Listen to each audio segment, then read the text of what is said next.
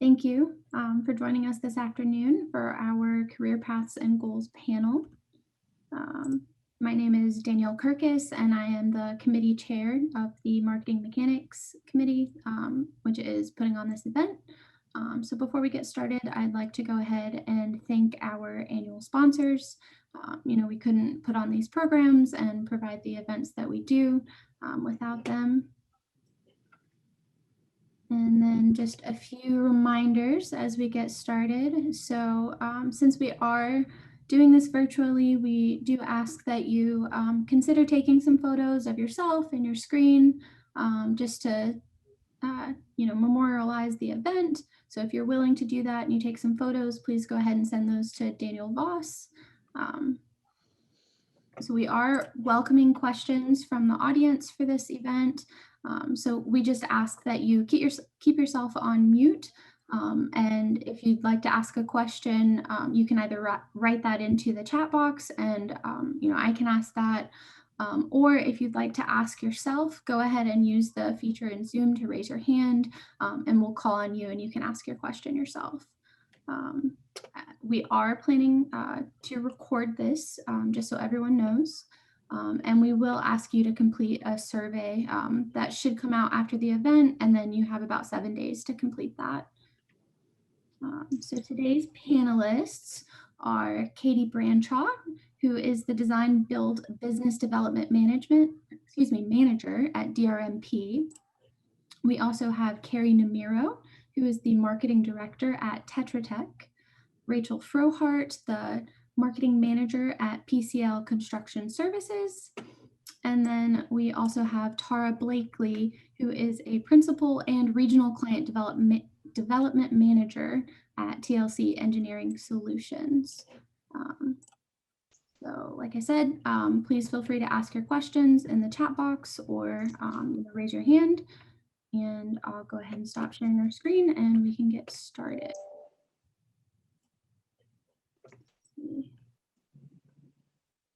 I'll try to do that.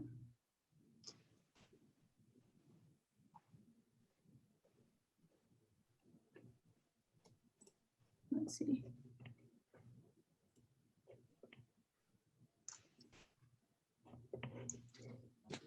Turn that off. Can someone tell me?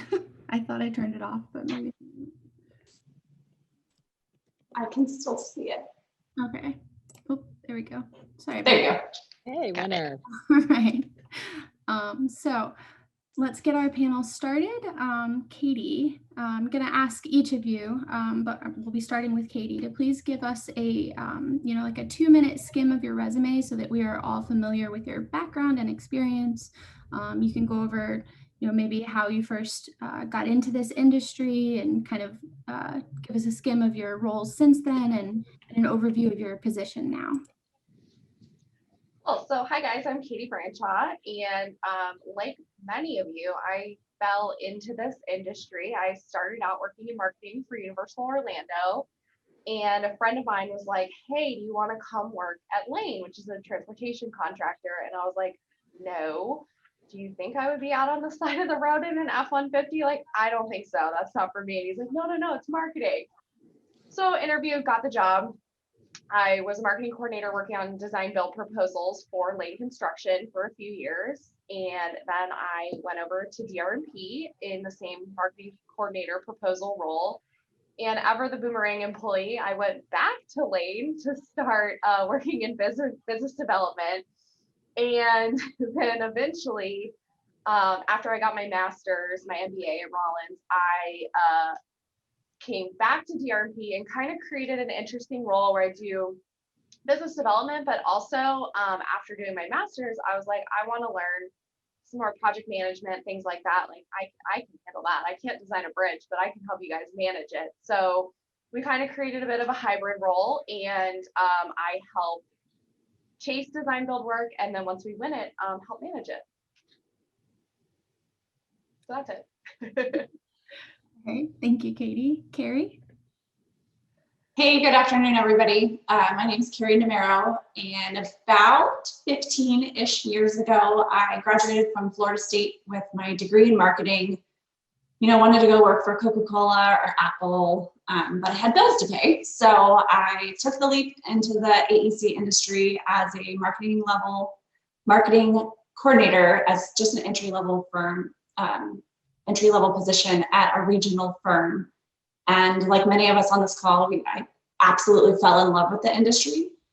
So I stayed as a marketing coordinator for about 5 years and then wanted to spread my wings a little bit. So I kind of like Katie, took a job at another firm to do business development.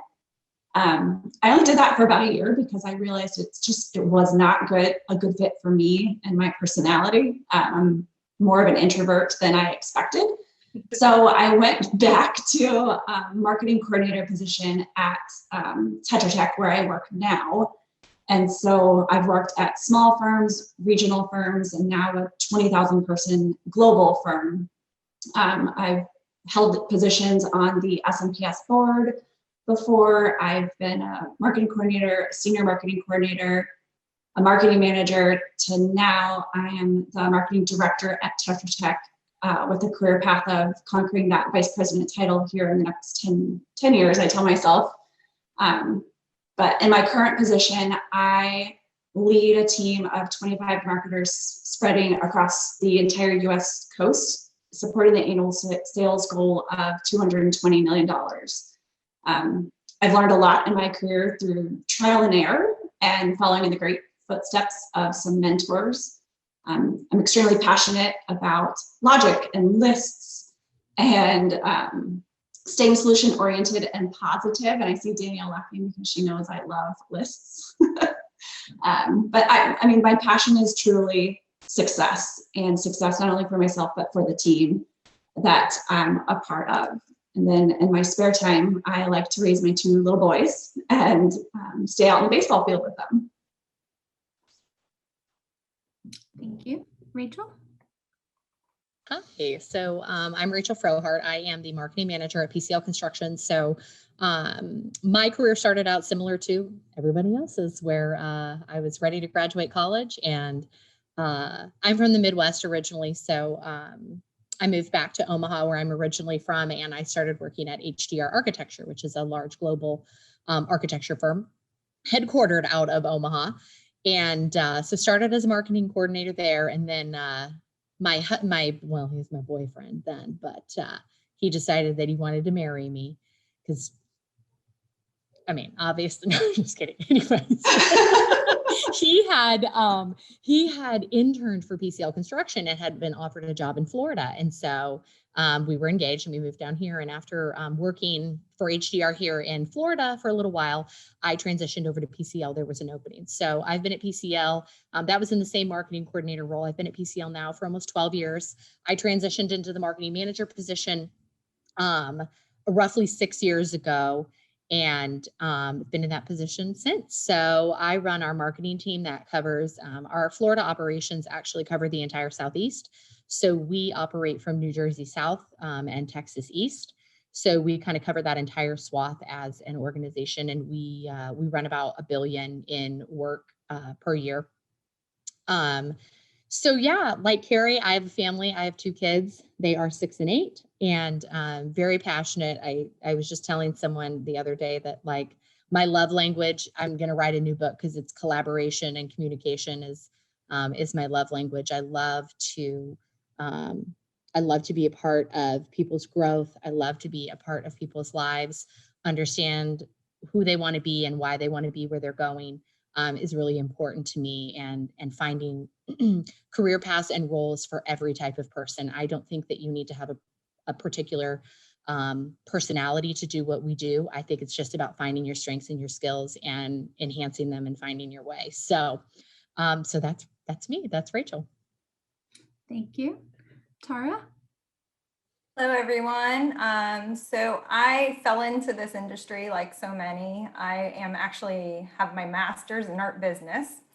So it was very random. I was able to connect to a former TLCer, Carol Hingen, Cash, AKA Cash, really a tremendous person that was in our industry and who hired me as a marketing coordinator on the corporate side of TLC, because we are based here in Orlando, and grew up in the industry. I had no clue this was an industry out there in the world, but was able to apply some of my creativity from the art world into marketing. And I think it's been a part of my success for sure. But I grew up in TLC, moving from coordinator to specialist to finally pushing into business development full time now. I have corporate initiatives that I have to run, as well as also focus on the commercial side, everything but healthcare, for business development for TLC here in our Central Florida region.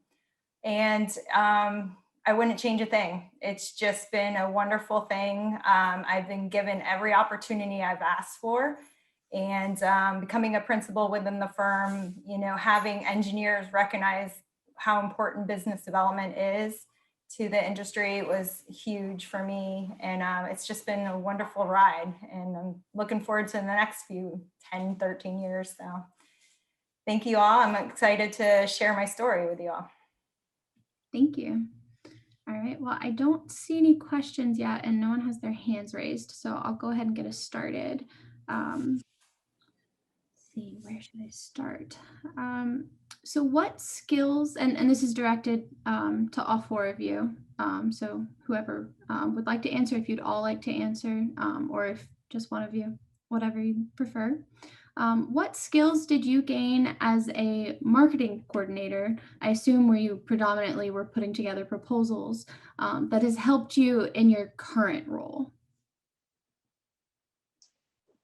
I'll step in. It's all about the strategy, you know, understanding from your technical leads how to pursue something and how you can't just boilerplate it. You have to be able to spell out exactly what the client is looking for, what their problems are, what the challenges are. And so as a business development lead, that is key to my success and my connection to the client, is understanding those things and feeding it back to those marketing leads. It's hand in glove relationship, you know, so for me, and I think for the most of our panel, having that background has made me successful in business development. Having the marketing background is, for me, why I am who I am today. And yes, you can just jump into business development and figure it out. I mean, it's pretty self-explanatory, but the strategy behind everything we do is key. That's my 2 cents. I would add to that, the basics of it is, I boiled it down to 3 things. It's relationships, it's communication, and it's work ethic is like the core of things I learned in writing proposals. One, the relationships. We sell people. This is a business of services, not a core product. And I've grown in my career through building strong relationships with all levels, from your office desk clerk to your CEO to your print company. And those relationships have afforded me opportunities to grow in my career. But it's also the communication aspect of it too. Like Rachel said, communication is so key in everything that we do, and be able to communicate concisely proves that you know what you're doing, as well as your work ethic. You have to put in the time to do it. And we all know that proposals take a lot of time and effort, and it's not always 8 to 5. So doing, you know, my mantra is, the successful people do the things that unsuccessful people don't want to do. So I think those are the 3 things that I've personally learned in proposals that have helped me grow in my career, that I still use today. One thing I also want to add to that is, I feel like I learned all about the 2 firms that I primarily have worked at, and what they're about, what their history is, what the people are capable of, what projects we've done in the past, so that when I am out in the world doing more of the business development side, talking to people, and they talk about a problem that they have, I can think about how we would fit in with that, what experience we have, whether we would be a good fit for them, or someone else maybe would be a better fit for them. So it gave you a really nice background to then start strategizing and do all the things that Kari and Tara talked about. Rachel, did you have anything you wanted to add? You know, I think, and actually, Daniel, you just hit the nail on the head right here. I saw your question that you asked over here. Well, it popped up and now I can't find it because I don't know what I'm doing. But anyway, I saw it for a second. You know, one of the most important things to remember that can be difficult when you enter into the industry new. I know my personality is incredibly eager, and that eagerness can get in your way sometimes if you direct it in the wrong way. So I always encourage everyone to really build a very strong technical base. Know what you do, know how you do what you do, know why and how other people within your company do what they do, and try not to focus on titles as much as you focus on where you are personally and where you're growing personally, because everywhere is different and everything means something different at every company. Like here at PCL, we have in the United States 8 vice presidents, and that's it. You cannot become a vice president unless you are incredibly high level. So I don't know if I'll ever become one at PCL, and I'm okay with that. I have to look at that and go, that's not how PCL is built. You know, I can't look at my title and understand what that means because other people don't. So my focus, you know, focus on technical skills, build your technical skills, and then move to your next growth opportunity when you've mastered those. Because it's very easy to say, I want to be a manager. I want to be a manager. And I know in my head, I said, oh my gosh, I thought I was ready to be a manager when I was, 6 months into the job. And, you know, looking back, I was like, oh, I was not ready to be a manager. And, you know, you have to develop those skills. It's something that comes with time and it comes with experience, and not saying that someone can't be it younger than, than I was, but you have to be respectful of the technical skills that will take you to the next level. Thank you. And then, so Daniel's question in the chat was, what is a goal marketers should keep in mind as they grow in the industry? And can you break it down into daily, weekly, monthly, or even annual goals? And Rachel, you were talking about some of that, but I wanted to see if anyone else wanted to add. It's a tough one, Daniel. Breaking it down to daily. I can answer that a little bit. One thing that I do is internally we set what we call a personal goal, a professional goal, and a technical skills goal. And every 3 months we visit those goals with the team and we talk about where we are with those. And if we're there, we move on to the next level and we try something different, new, above. If we're not, we continue to work on it. So I think it's very important as an individual to look inside yourself to set goals, as opposed to waiting for someone to present goals to you that you need to achieve. Because as we all know, if you wait for someone, you're going to be waiting a long time because you're your best advocate. That's something that everyone hears all the time. But I think it's very important to set smaller intermittent goals that build you towards where you want to be. And you can present those to your manager. You can present them to yourselves, however you want to work towards them. But actually writing down those goals, setting those goals, and having milestone check-ins really makes you go, oh, wow, I've been doing tons of stuff to get there, or wow, I've done nothing to get to that goal. And that happens sometimes, but when you come and you reset yourself and you look at them, you're able to kind of self-judge and move in the right direction from there. One thing I always try to do, is just, especially early on, is to always be learning. Like I actually found our survey manager when I worked at Lane, he loved training the interns. And he always called it his Jimmy U, because his name was Jim, and he would teach them all the ways of Lane and how to, do their field engineer jobs. And I actually buddied up with him and would go out in the field with him while he was just visiting projects and doing layout for the construction projects. And he would just sit with me and I would be like, what's that? What do you call that? And it was actually very instrumental in how I write and do my proposal work, and even now in the business development world. So when people are talking to me about different types of pile and bridge structures and things like that, I actually know enough to be conversational with them.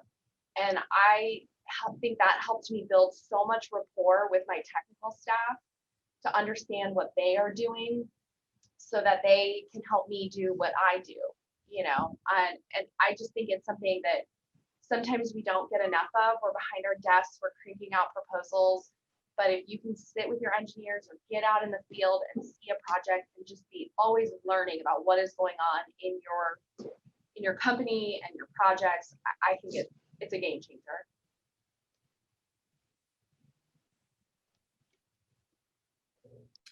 Right. And Courtney Franklin asked, so 3 of you have been past presidents of our chapter. How did that affect your professional growth and career goals? Well, so I think that means Kari probably needs to be president. Should I put you in touch? I'm gonna keep myself on mute for this one. This is for y'all. I'm just teasing. For me, I think it helped elevate me in the eyes of my own team. So as president, you're out there in front, you're introducing the programs where our key clients are there and our key partners, and you're the one that's doing all that and putting that together and interfacing with them. And your boss comes to support you and sees all of that. I mean, and it almost felt again using a game changer that he was able to see that I can hold my own out in the world with our peers and our clients. So that was huge for me. It also, you get a lot of email too, like too much. Yeah, it definitely pushes you outside of your comfort zone too, which helped me grow professionally. And as soon as I was able to see myself and reflect back that I was doing it, and I had so much more confidence in how I handled myself in professional settings. And also, like Katie said, my peers as well as my boss and everyone recognized me in a different light, and saw what I was accomplishing. And it went hand in hand. I got my principal ownership piece because I was the president of SMPS. I mean, I attribute that recognition and, it connected for sure. I'll just echo everything that Katie and Tara said, same thing. It really was a huge confidence boost in how I operate on a regular basis, how I am in a business setting, how I am everywhere.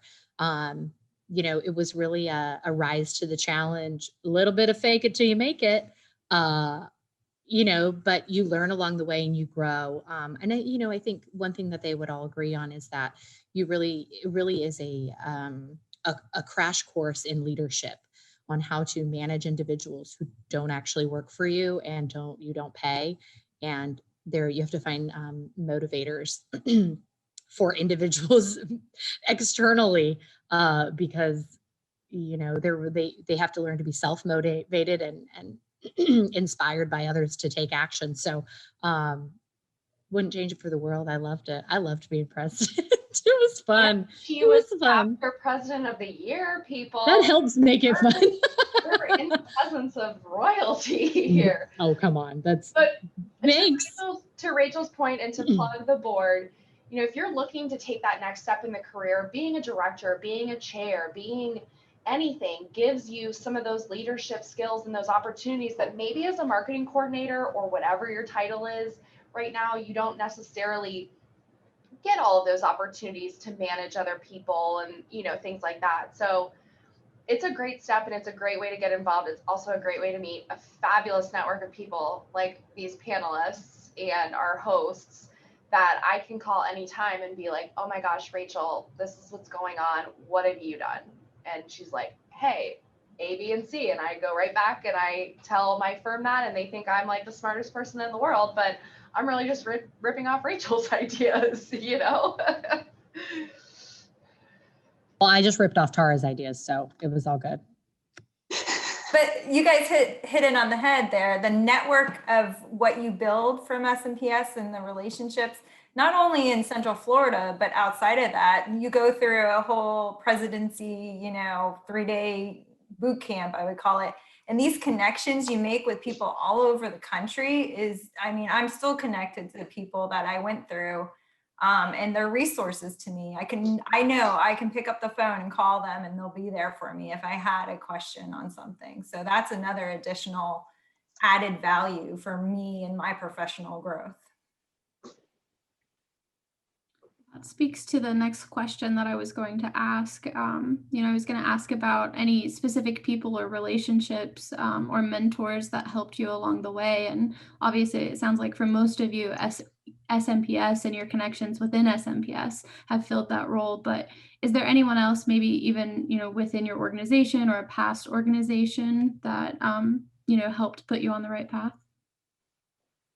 I think from my personal experience, yes, SMPS gave me a lot of opportunity, and no, I wasn't the president, but I was on the board. But to what Katie was saying earlier is developing relationships with the surveyor at your firm that maybe you don't work with on a daily basis. Those are nuggets of information that you can't get through SMPS. You can't get through other, industries or things like that. So find somebody that's willing to kind of take you under their wing, and it could be 12 people, and run with it. Soak up every aspect that you can. And that network is going to be, like Tara said and Rachel, like we all call each other and bounce ideas off of each other, what works well, because we all operate slightly differently, but we all still have the same goal in mind. And so that network is what's going to carry you through any career path you choose. So my boss is actually a structural engineer. And he leads our design build group, and he has just been someone through both my times at Lane and DRMP, because we team together all the time on design builds. It's just been a good person to know, and who's kind of taken me under his wing. And when I approached him about this job that I have now, it was kind of a mutual approach, but he was so willing to listen and hear me out, because my job is very unique and very weird. Marketers don't always, like, you win the project, you move on, and I actually have gotten to stay with it and see what really happens in the inner workings of it. But without him and without that relationship and without, the trust that we have for me to like pitch this idea to him, basically, I who knows what I would have been doing. And it was refreshing, because I was definitely at a point in my career where I was a little frustrated. I'd had some different experiences that were a little challenging. You get that, occasional burnout because you're just doing the same stuff over and over again. And this, even though it's been wild and it's a lot of different things to deal with, it has been a refreshing challenge, and it's been nice to learn something new. So, whether it is SMPS, I have a lot of great, wonderful mentors and friends from that as well that have helped me on the marketing side. But you never know where you're going to get that relationship and what could come of it.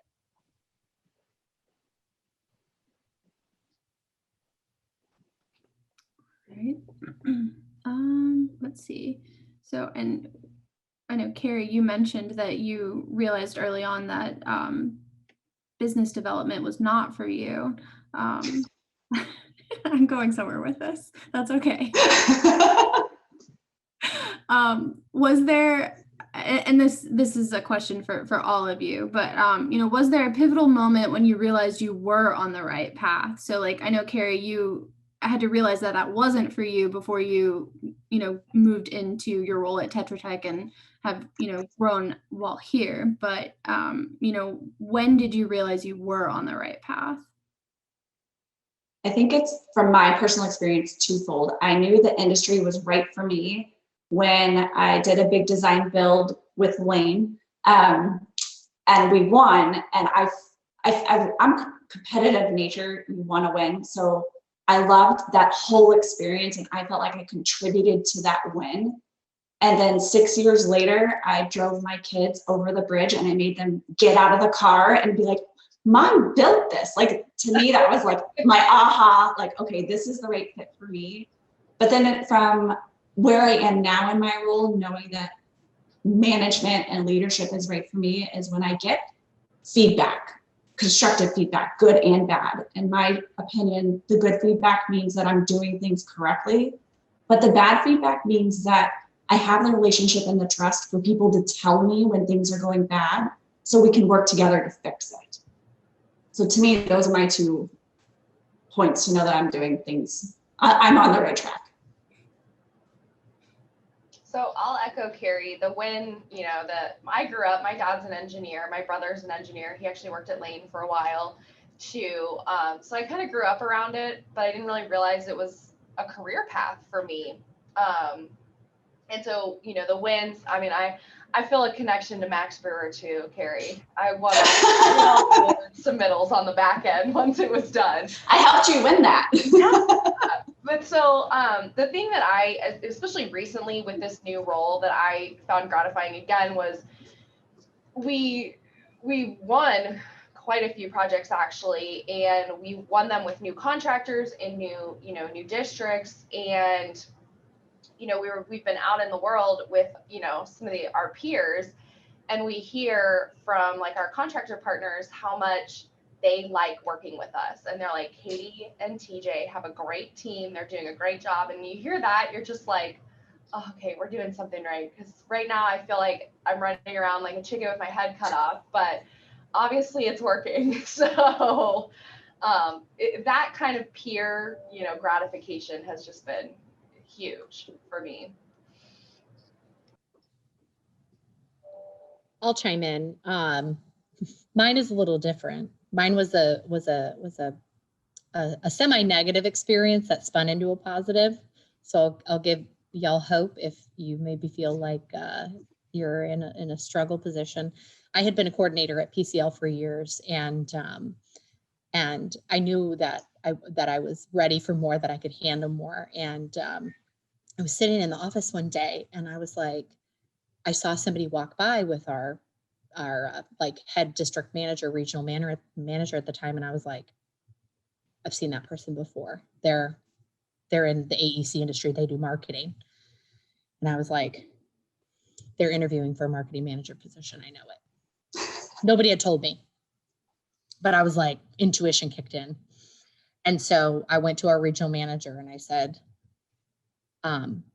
I want to be the marketing manager. I want us to go to lunch. I want to sit down and I want to talk to you about why I deserve the position and why I can excel in it and why I'm the right choice. Without saying, I know you've been interviewing people, but I was like, I see, you know, you're always picking up on things.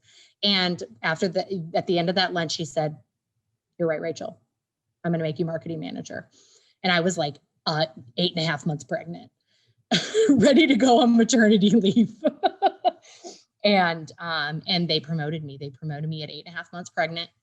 I became marketing manager. I went on maternity leave. I came back and I was like, my company believes in me. I had to step up and I had to do the part. I had to meet them, not even meet them. I had to go past the meeting point to say, this is where I belong. I can do this. I'm going to show you I can do it. And that was also a huge relationship turn as it relates to my respect within the office, respect within the position, to really change course for marketing within our district, to say, we never had a manager position before at PCL. Like, it didn't exist. Like, we were so behind the times. Thank God we've gotten better. But, you know, I had to be the person that got there, and it had to be me. Nobody was going to give it to me. Nobody was going to hand it to me. I had to get really freaking uncomfortable. I was so scared. And that to me was my pivoting point. That was when it was like, that's it. We're off. I'm sailing. I'm good to go. And that was really it for me. Oh, did we lose Tara? It's just her picture now. Oh, she's okay. back. Does anyone else have a puppy? Yes, I do. Oh my gosh. You guys got COVID puppies? We got a COVID puppy, so sorry about that. I had a little interaction happening. I am definitely a competitive person, and I reiterate Kari and Katie for sure in regards to when I win something, how exciting it is, and that validation. But also one of my favorite pieces of being a part of Central Florida and the whole landscape changing was the Creative Village area. So first step was doing the K-8 ACE school, which is super important for that area to have a school come back to it, because they are busing all the kids out forever and ever. So that school was huge. And then it just, you know, spun into UCF downtown, the honors, the dorms downtown. We're doing a lot more as well with the multifamily pieces of Creative Village with Usler. And it's building that relationship and performing, of course, with your team and making sure and checking in that they're performing, because that's a whole other conversation, the internal business development with your team. So it's just so cool to see it come to fruition and all coming together. You know, it's a slow process. It takes a long time, but I love going by and telling my kids, you know, I was a part of this. So. Thank you. Was someone else speaking? All right. So this goes back to what Rachel was talking about when she, you know, had to advocate for herself when she was looking to move up. And I know, Katie, you've mentioned this as well, where you kind of had to create the role that you're in now. But Tara, for you and Kari, do you have any advice for those that are looking to move into a new position, either, you know, at the same company or you know, just in general, if, you know, people are looking to move up in this field? I had a very similar experience to Rachel, where they were interviewing for a marketing manager, and I put together a little portfolio and I marched into my current boss's office and I said, "You're gonna hire me." He's like, "Ha ha ha, you're so young." I'm like, "I don't care. I have SMPS management experience. Hire me." But you know, we kind of talked through it, and I think, like Rachel said, you have to be your biggest advocate, but you also have to know if you're looking for a different position or something else.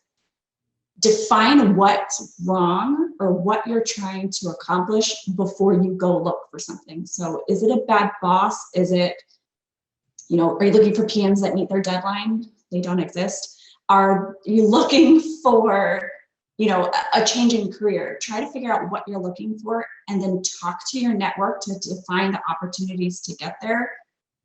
But also, if you have a good relationship with your boss, and your boss isn't one of the reasons you're looking for change, talk to your boss.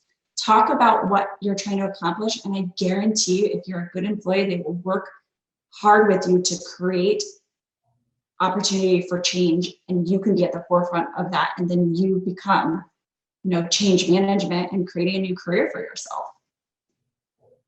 Yeah, I would agree. The one of the biggest things that helped me, and it was through SMPS in the beginning, was the mentor program, and being connected to a mentor, and for them to see what my potential was that I couldn't even see, and be able to, you know, lay it out for me a little bit more, especially early in my career, helped me tremendously. Because maybe I didn't have that confidence to say I could go do this. But they did, and they helped me, guide me that way. So sometimes it takes that, and I would highly suggest like a mentor outside of your organization, but also inside your organization. It doesn't have to be another fellow business development marketing person. It could be a technical lead that could be your mentor. But have as many mentors as you can out there to help you, and do your research. And that is talking to your network, and you know, if it's, you want to take that jump from marketing to business development, talk to as many business development people, understand their background, understand their motivations, and just have eyes wide open of what you're stepping into. I think doing your homework is only going to be beneficial and prepares you for what's next in your life. Thank you. Let's see. So do we have any other questions from the audience? And feel free to raise your hand or jump in if you don't want to type it. You know, you can ask your own questions. Let's see. So now we've talked about advice for those that are looking to move into a new position, and we've talked a lot about you know, finding your mentor and setting goals, and really understanding where you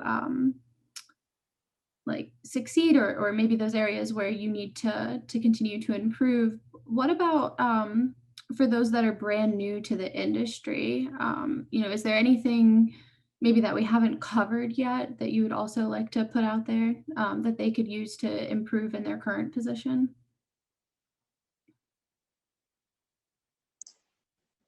I'll go. When I think about someone new in the industry, really, I mentioned focusing on your technical base, but that idea of what's the word I'm looking for? It's escaping me. It's not intuition. It's that eagerness to try anything. Because what can happen a lot of times when you move into the AEC industry is it's really intimidating. I literally showed up my first day at HDR, and I first of all, I was like, oh my God, you guys hired me. That happened. And then I was like, I literally have no idea what this company did. I had no idea. I knew they were designers.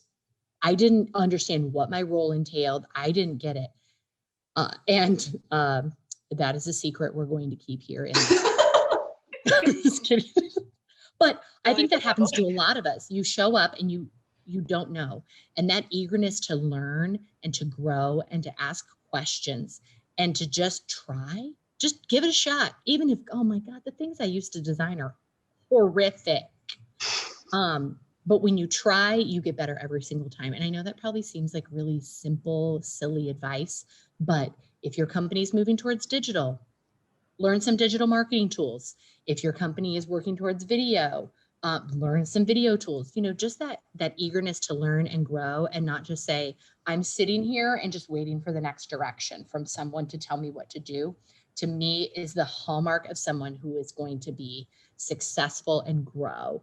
And that can be fostered. Some people are naturally introverts. Some people are naturally shy, or some people are, introverts posing as extroverts. But you will never be disappointed if you go outside your comfort zone and give it a shot. And that is always, that's always my encouragement to everyone is just try, just give it a whirl, see what happens. If you suck at it, so what? You'll get better next time. Like it's the first time. That's always my encouragement for people that are young. Well, and Rachel, you said something earlier when you said with the president comment, fake it till you make it. And when you start out, it does feel like I need a tattoo of that. It does feel like you're drinking through a fire hose, because this industry is so foreign to you. You don't really understand it. And I had a very odd experience, and I'm not going to go into details. It's more of a happy hour kind of conversation. But my boss, my first boss at Lane, within like a month of getting there, like disappeared, like never to come back. And I mean, we found him, but he did not come back. And so we were in the middle of 2 really big design builds with HNTB. I had no clue what I was doing. I would like cry every day. My mom had to come to have lunch with me because I was like, I don't have friends here, and I hate this. But we're working with HNTB. The proposal manager, who was my boss, is disappeared. And they're calling and they're like, well, who's in charge of this proposal? And I was like, I guess it's me. And so then they would ask questions and I would be like, okay. And I'd write it down. I'd take diligent notes. And then I'd go running to our district manager and be like, okay, they asked this, this, and this. And I said I would find out, but I don't even know what that means. And I would spend a lot of time behind the scenes looking things up, asking people questions until it all just started to click. And I mean, there were definitely moments that I doubted myself, that I was like, I'm never going to be able to do this. But I was kind of pushed out of my comfort zone. And once I was out and I started to get the hang of it, it was great. But you got to just be willing to, I'll figure it out and go look it up later. Google will be your best friend. I reiterate, Katie, what you're saying there. And early in your career, you kind of just have to say yes to things and jump in. Now I'm telling people that are like me, it's okay to say no. So there's a time and a place, right? Like, but volunteer yourself, even if it's something not in your job description. To me, you'll get recognized faster, because I know that a lot of people that are younger generations seem to be so eager to get those titles and things. But if you're wanting to be that person, put the hard work in, you know, and volunteer yourself to things outside your comfort zone, your knowledge, because they're going to see that gumption and look to that for you, you know, in the future and growth. So, but now I say no a lot. Yeah. Now it's like the opposite. I'm trying to hone that skill right now, Tara. Yeah, I can help you with that over drinks. We'll talk. Can I come? Because I think we all need help with sitting.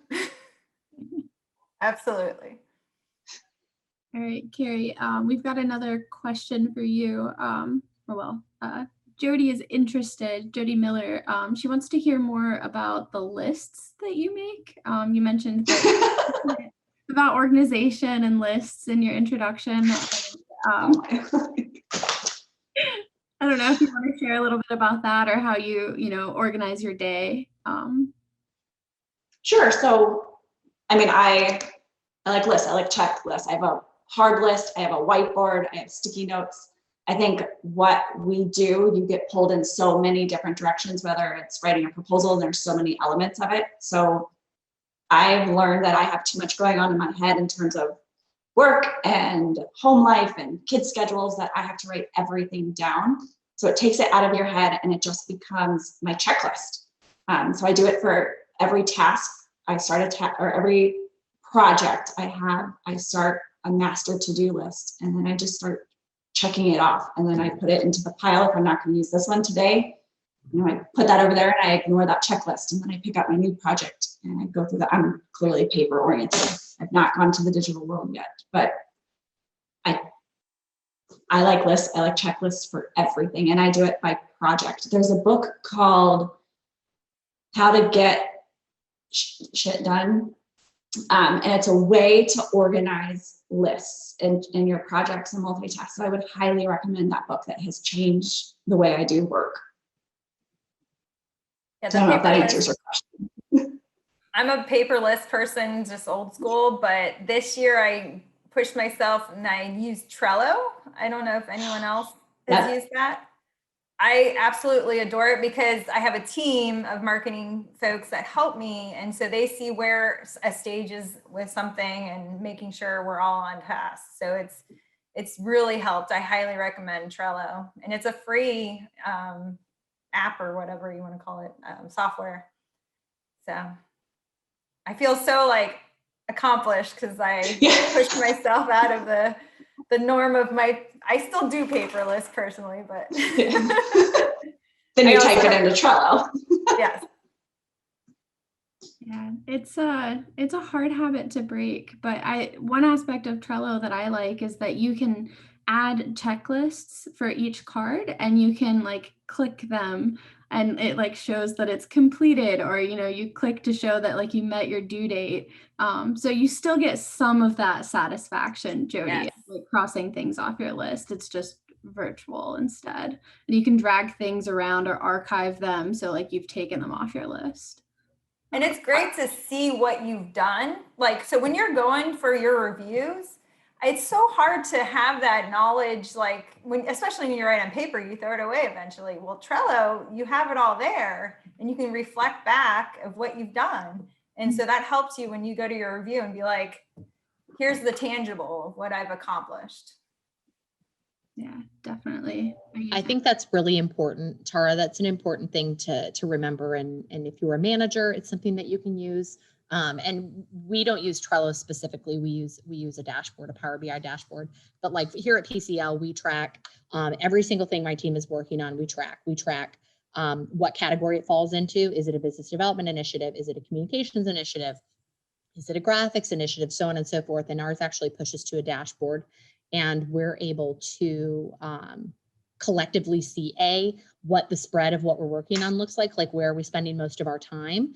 And you can do this personally too. You know, this is something that you can do on your own to see, you know, is most of my time in proposals, or am I really focusing on communications efforts? Like, where am I seeing trends? And that's huge, because that was huge for us here at PCL, for me to get a full-time communication person. I was like, I want you to look at this and I want you to see how much time we're spending here. And we're, you know, having a unicorn person. Y'all know what those are.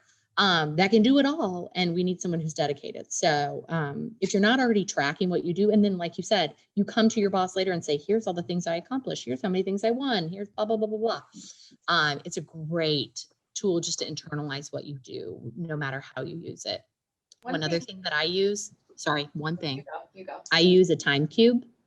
I want to get for one. my time. So I'll set, now you can have an app too, but I use a time cube where I'll go, okay, I'm going to do like a 30-minute or a 60-minute focus on a specific task. And I set my time cube. And then it's like, don't talk to me. I'm in my 60-minute time cube time, and I'm going to focus on this one area because, as Kari said, it's, yeah, you got squirrels all over the place coming in looking for stuff. And it helps me organize my time. I had someone recommend the cube because if you do the timer on your phone, you pick up your phone. Yes, and then you get what distracted. Else is happening on there. One thing that my boss and I use, which is just simple and most everyone has it, is we use OneNote. And we have like all these shared notebooks. It actually ends up developing into almost our like capture plan. So we have our shared notebook. When we have meetings, we're putting all our notes in there. We both can see what each other is doing and capturing. And then when we go into the proposal phase, we can reflect back on that. Once we go in the project phase, we can even reflect back on things that happened in the pursuit and use it for meeting agendas, notes, all this stuff. And it's all just right there. Like I know when I'm going to my Point Siena stuff, I can just go in there, look at the tabs across the top. If it was a meeting, whatever, it's all right there. And he has the exact same access to it as I do. So all the information is there in real time, shared for us. So we're big advocates of that one here. All right. Do we have any other final questions for our panelists?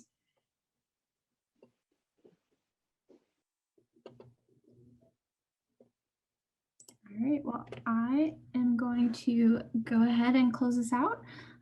Thank you, each and every one of you, for sharing your time today. I mentioned this earlier, but we are planning to make a donation in your honor to the SMPS Foundation. So thank you.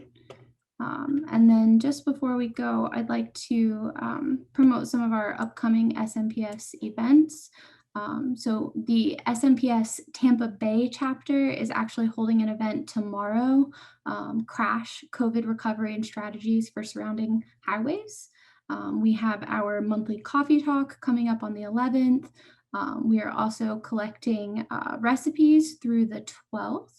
And then we do have some upcoming education programs. So we have a marketing mechanics event next month with Erica Booker, and she's going to be speaking on the topic, how to ask for what you want, communicating with your manager.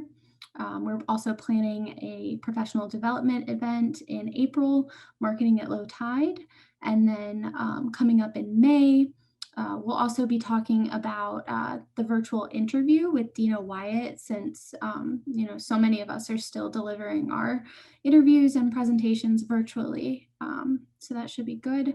But if there are no other questions, I'll let you guys get a few more minutes back into your day. Thank you so much.